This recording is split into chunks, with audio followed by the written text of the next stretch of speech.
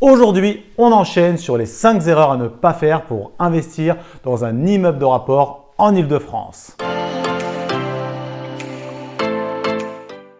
Nous voilà partis pour la 3e courte vidéo sur ces 5 erreurs à ne pas faire.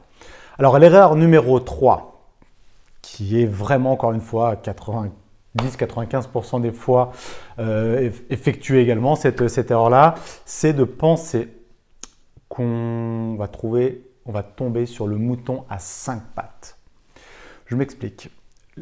Toujours autour de moi, c'est quasiment une des premières problématiques qui arrivent, c'est je n'arrive pas à trouver d'affaires, de bonnes affaires. Et oui, le problème, il est simple. À chaque fois, vous imaginez que vous pouvez tomber sur le bon coin, sur une annonce avec le prix idéal. Ça n'arrivera jamais, je vous le garantis. D'accord? D'ailleurs, restez jusqu'au bout parce que je vais vous donner une autre astuce par rapport à ça, mais à la fin. Mais ça n'arrivera jamais. J'ai acquis mon premier immeuble de rapport qui est affiché à 290 000 € sur le bon coin. Je l'ai négocié à 190 000 €, 100 000 € de marge.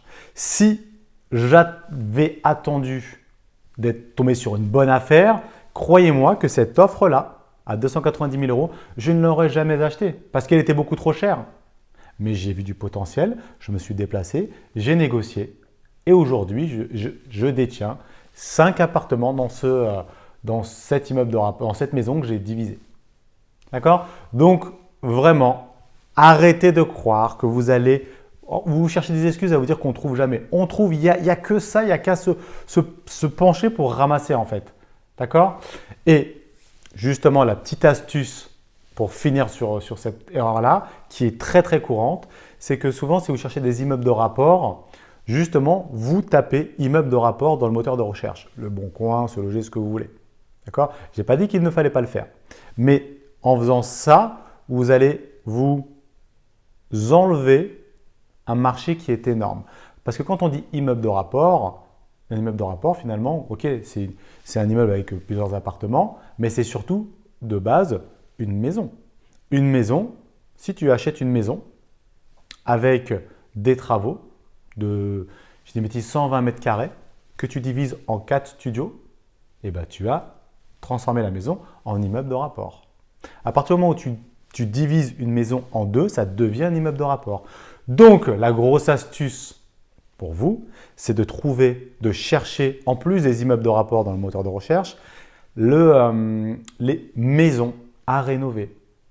D'accord? Une maison à rénover et déjà, vous allez avoir beaucoup plus de biens à trouver parce que si vous mettez que l'immeuble de rapport, vous allez vous enlever ces maisons-là qui peuvent se transformer. Et d'ailleurs, c'est uniquement ça que je reprends moi, des maisons à rénover que je découpe et qui du coup se transforment en immeuble de rapport. Donc voilà, arrêtez de chercher le mouton à 5 pattes et arrêtez de ne chercher uniquement que les immeubles de rapport. Cherchez aussi des maisons.